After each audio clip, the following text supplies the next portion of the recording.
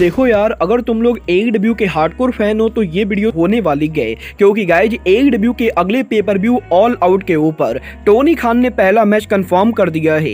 Brian डेनियल्सन के injury status को लेकर ब्रायन की तरफ से काफी बड़ी अपडेट आ चुकी है। CM पंक के बैक स्टेज पर सीक्रेट मीटिंग को लेकर बैक स्टेज से बहुत बड़ी रिपोर्ट आ रही है। AEW के ब्लड एंड गट्स पर वुमेन मैच के बुक करने को लेकर टोनी खान की तरफ से मेजर प्लान सामने आ चुका है। तो गाइज वहीं आज AEW के ब्लड एंड गट्स के ऊपर गोल्डन एलीट के BCC को बीट करने के बाद अब गोल्डन एलीट और BCC ने सेटलमेंट कर लिया है। और गाइज ROH के अगले pay per view death before dishonour के ऊपर टोनी खान ने फाइनली ROH का वर्ल्ड चैंपियनशिप अनाउंस कर दिया है। तो गाइज चलिए बिना किसी देरी के शुरू करते हैं इस वीडियो को। और गाइज सबसे पहले बात करेंगे AEW के आज हुए ब्लड एंड गट्स की। अगर बात करें यहाँ पर AEW के ब्लड एंड गट्स की, तो गाइज जैसा कि हम सभी लोगों ने देखा, आज AEW के ब्लड एंड गट्स के मेन इवेंट के ऊपर द गोल्डन एलीट ने यहाँ पर BCC को बीट कर दिया है। और गाइज गोल्डन एलीट के BCC को बीट करते समय ही हमें AEW डायनामाइट ऑफ एयर जाते हुए दिखाई दिया था। बट गाइज यहीं आज AEW डायनामाइट के ऑफ एयर जाने के बाद केनी ओमेगा अरीना के अंदर उनका प्रोमो कट करते गए। और गाइज बेसिकली केनी ओमेगा उनके प्रोमो के अंदर कोटा इबुशी के साथ उनके रियूनियन और एलीट के साथ उनके बॉन्डिंग को लेकर बात करते गए।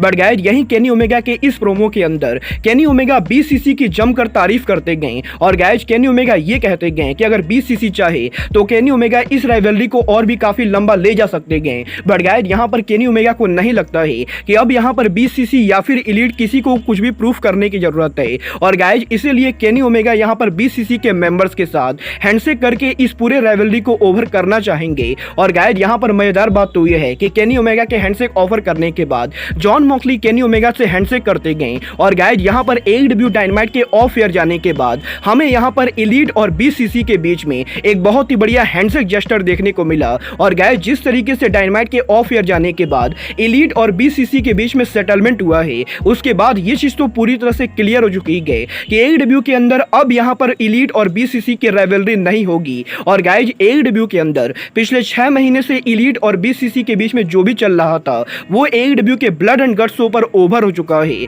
बट गाइज जैसा कि हम लोगों ने आज AEW के ब्लड एंड गट्स पर देखा, आज AEW के ब्लड एंड गट्स मैच के अंदर हमें यहाँ पर पैक BCC पर टर्न करते हुए दिखाई दिए थे। और गाइज यहाँ पर पैक मेनली मैच के अंदर वो मेन रीजन थे जिसकी वजह से आज BCC गोल्डन एलीट से हारी थी। बट गाइज यहीं पैक के ब्लड एंड गट्स मैच में वॉकआउट करने के बाद अब पैक के इस हरकत की वजह से ROH के death before dishonour pay per view का मेन इवेंट कंफर्म हो चुका है। क्योंकि गाइज यहाँ पर पैक के मैच से वॉकआउट करने के बाद पैक यहाँ पर बैक स्टेज एरिया पर जाके ROH के वर्ल्ड चैंपियन क्लॉडियो कोस्टोंगली को चैलेंज करते गए। और गाइज मैच के दौरान क्लॉडियो कोस्टोंगली के साथ मिसकम्युनिकेशन के बाद पैक ने AEW के बैक स्टेज एरिया पर जाके ROH के वर्ल्ड चैंपियनशिप के लिए चैलेंज किया। और गाइज पैक के इस चैलेंज को करने के बाद अब यहाँ पर क्लॉडियो कोस्टोंगली ने पैक के चैलेंज को एक्सेप्ट कर लिया है। और गाइज फाइनली टोनी खान ने यह कंफर्म कर दिया है कि अब से मात्र 2 दिनों के अंदर ROH के death before dishonour pay per view के ऊपर टोनी खान ROH के death before dishonour pay per view के मेन इवेंट के ऊपर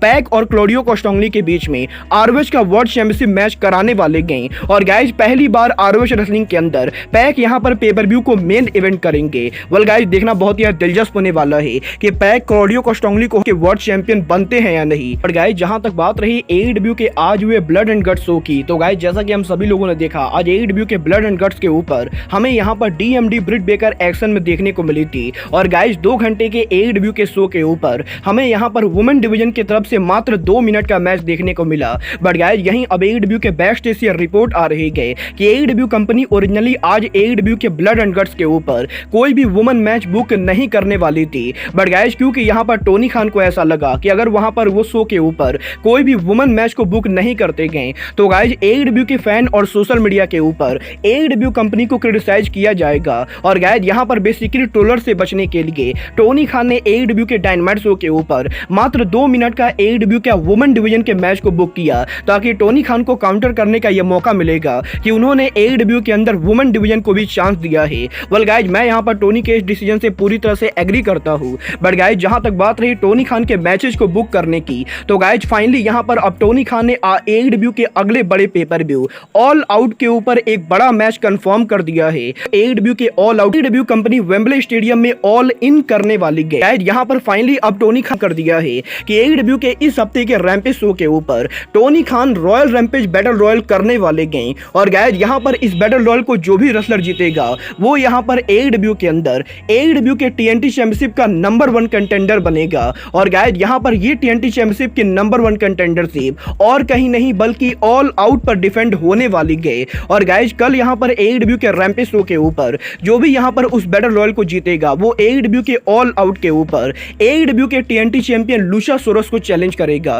वेल गाइज देखना बहुत ही दिलचस्प होने वाला है कि AEW के रैम्पेज पर इस बैटल रॉयल को कौन जीतता है। बट गाइज चलिए फिलहाल आगे बढ़ते हैं और बात करते हैं ब्रायन डेनियल्सन के इंजरी की। वेल गाइज ये बात तो मैंने आप लोग को ऑलरेडी बताई गई कि ब्रायन डेनियल्सन की इंजरी अभी काफी ज्यादा सीरियस है। और गाइज यहाँ पर किसी को भी ये नहीं पता है कि ब्रायन डेनियल्सन कब उनका रिटर्न करेंगे। बट गाइज इस हफ्ते सोशल मीडिया के ऊपर ब्रायन डेनियल्सन ने उनकी सर्जरी को लेकर बड़ी अपडेट दी गई, जहां पर ब्रायन ने यह कंफर्म किया है कि 2 हफ्तों पहले फॉरबिडन डोर पर ब्रायन के इंजर्ड होने के बाद ब्रायन ने फॉरबिडन डोर पेपर व्यू के कुछ ही दिनों के बाद उनकी सर्जरी करा ली थी। और गाइज ब्रायन डेनियल्सन के इस सर्जरी के बाद अब यहां पर ब्रायन डेनियल्सन को उनके हाथ के अंदर एक लंबा रॉड डलवाना पड़ा है। और गाइज ब्रायन डेनियल्सन के हाथ के अंदर ब्रायन डेनियल्सन को करीबन 9 स्क्रूचेज लगाने पड़ेंगे, जो कि ब्रायन डेनियल्सन को हील करने में तो मदद करेगा। बट गाइज यहां पर क्योंकि अब ब्रायन डेनियल्सन के बॉडी के अंदर ब्रायन डेनियल्सन ने काफी सारा आयरन मेटल डाल दिया है, तो गाइज इसीलिए अब ब्रायन डेनियल्सन को इस इंजरी से रिकवर करने के अंदर लंबा टाइम लगने वाला है। और गाइज आप लोग ये मानकर चल सकते हो कि कम से कम 3 से 4 महीने तक शायद AEW के अंदर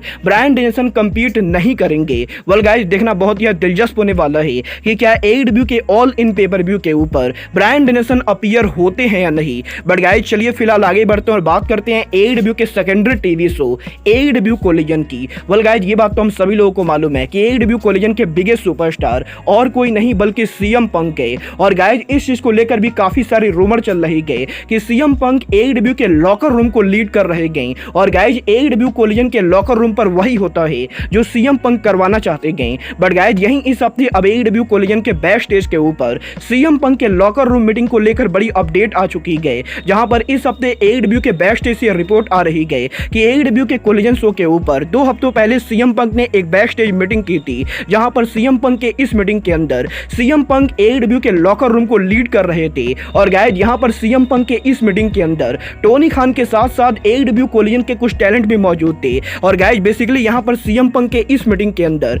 CM पंक AEW कोलिजन पर परफॉर्म करने वाले रेसलर से बात कर रहे थे। और गाइज CM पंक रेसलर और मैनेजमेंट को यह समझा रहे थे कि कैसे AEW का कोलिजन शो AEW के डायनामाइट की कॉपी नहीं बनना चाहिए। और गाइज बेसिकली यहां पर इस मीटिंग के अंदर CM पंक ने AEW के रेसलर्स को यह समझाने की कोशिश की गई कि कैसे AEW के कोलिजन शो को AEW डायनामाइट से डिफरेंट बनाया जा सकता है। और गाइज यहां पर CM पंक ये चाहते गए कि AEW का कोलिजन शो AEW डायनामाइट की कॉपी ना होके बल्कि एक बिल्कुल ही अलग और डिफरेंट शो हो। वेल गाइज देखना बहुत ही दिलचस्प होने वाला है कि CM पंक के बैक स्टेज पर इस सीक्रेट मीटिंग के बाद क्या सच में AEW का कोलिजन डायनामाइट से कितना डिफरेंट होता है। और गाइज क्या कभी भी AEW के अंदर कोलिजन डायनामाइट को बीट कर पाता है या नहीं। बट गाइज फिलहाल के लिए अब आज के इस वीडियो में इतना ही। मैं मिलता हूं आपसे अपने अगले वीडियो में। बट गाइज तब तक के लिए good bye, good night and bang.